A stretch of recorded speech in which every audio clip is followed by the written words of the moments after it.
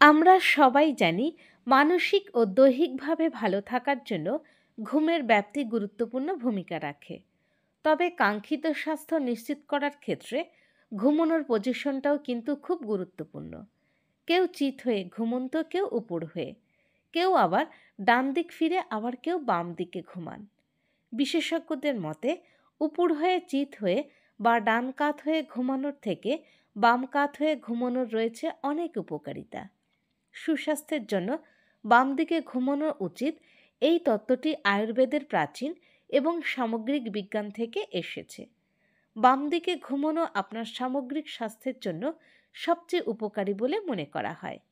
তাই আসুন জেনে নিই বাম কাত হয়ে শোয়ার অভ্যাস করলে কি কি উপকার পাওয়া যায় সহ আরও নানা তথ্য। ভিডিওটি প্রথম থেকে শেষ পর্যন্ত দেখতে থাকুন, উপকৃত হবেন।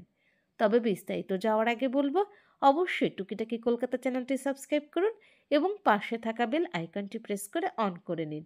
তাহলে নতুন ভিডিও আপলোড হওয়ার সঙ্গে সঙ্গেই পৌঁছে যাবে আপনার কাছে। লিম্ফ্যাটিক সিস্টেম কার্যকর করে। আয়ুর্বেদ মতে বাম কাত হয়ে ঘুমালে ভালোভাবে লিম্ফরস নিঃসৃত হয়, কারণ আমাদের দেহের বাম দিকে লিম্ফ্যাটিক অংশের প্রাধান্য রয়েছে। এই রস ক্ষতিকর ব্যাকটেরিয়া দেহ থেকে বের করে এবং শরীরের কলাসমূহ পরিষ্কার রাখে। গবেষণায় দেখা গেছে বাম কাত হয়ে ঘুমালে মস্তিষ্কের বর্জ্য পদার্থ কমাতে সহায়ক হয়। হজম সক্ষমতা বৃদ্ধি করে।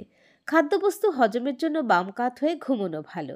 আমাদের পাকস্থলী এবং অগ্ন্যাশয় বাম পাশে অবস্থিত, ফলে বাম কাত হয়ে ঘুমানো হলে মাধ্যাকর্ষণ শক্তির প্রভাবে খাদ্য সহজেই পাকস্থলীর মধ্য দিয়ে যায় এবং অগ্ন্যাশয় থেকে এনজাইম বা পাচকরস সহজেই নিঃসৃত হয়। এছাড়া খাবারের বজ্র দূর করাও সহজ হয়ে যায়। হার্টের জন্য উপকারী। বাম কাত হয়ে শুলে হার্টে রক্ত প্রবাহ বেড়ে যায়, ফলে হার্টের স্বাস্থ্যের উন্নতি ঘটতে শুরু করে। বাম কাত হয়ে ঘুমালে হৃৎপিণ্ড পুরো শরীরে সহজে রক্ত সঞ্চালন করতে পারে। কিডনি ও লিভার ভালো রাখে। কিডনি ও লিভার এই দুটি অঙ্গ শরীরের মেটাবলিজমকে ঠিক রাখতে সাহায্য করে। বাম দিকে কাত হয়ে শুয়ে থাকলে শরীর থেকে বেশি করে টক্সিন বের করে দেয় কিডনি ও লিভার। গর্ভবতী নারীদের জন্য উত্তম।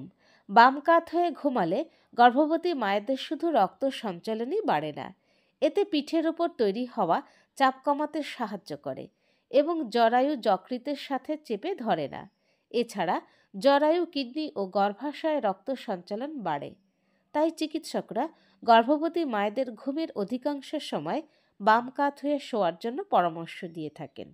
নাক ডাকার প্রবণতা কমায়। চিত হয়ে বা পিঠের উপর ভর দিয়ে ঘুমালে জিহ্বা, মুখ এবং চোয়াল সম্পূর্ণ শিথিল হয়ে যায়। এই অবস্থায় ঘুমালে আপনার নাক ডাকার বদ অভ্যাস চালু হয়ে যাবে। তাই বাম কাত হয়ে ঘুমালে নাক ডাকার প্রবণতা কমে যাবে।